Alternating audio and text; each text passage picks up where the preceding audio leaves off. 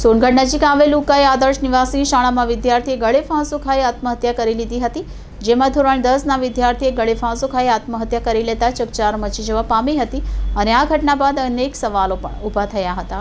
સોનગઢ નજીક આવેલ ઉકાઈમાં આદર્શ નિવાસી શાળામાં ધોરણ 10માં અભ્યાસ કરતા વિદ્યાર્થીએ કોઈ અગમ્ય કારણોસર શાળાના હોસ્ટેલમાં પોતાના રૂમમાં જ ગળે ફાંસો ખાઈ આત્મહત્યા કરી લેતા ચકચાર મચી જવા પામી હતી, જેમાં મૃત વિદ્યાર્થીનું નામ વિવેક પાડવી છે અને તે જિલ્લાના છેવાડે કુકરમુંડા તાલુકાના ગામ ઈટવાઈનો રહેવાસી હતો।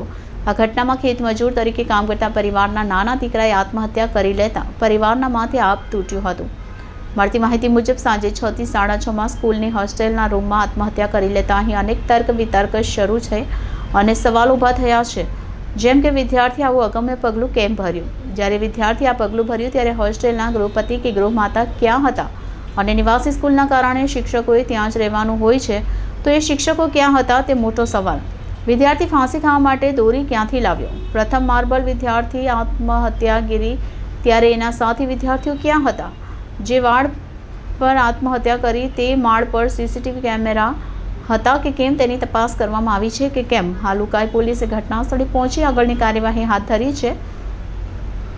ત્યારે દિવસોમાં સમગ્ર ઘટનામાં રચાઈ સામે આવે તેવી પૂરી શક્યતા છે। તાપી જિલ્લાની અન્ય કોઈ નિવાસી શાળામાં કે હોસ્ટેલ ધરાવતી શાળાના આવી કોઈ ઘટના ન થાય તે માટે તાપી જિલ્લા શિક્ષણ અધિકારી શું પગલાં ભરે છે અને શાળાના આચાર્ય શિક્ષકો શું પગલાં ભરે છે તે પણ જોવું રહ્યું।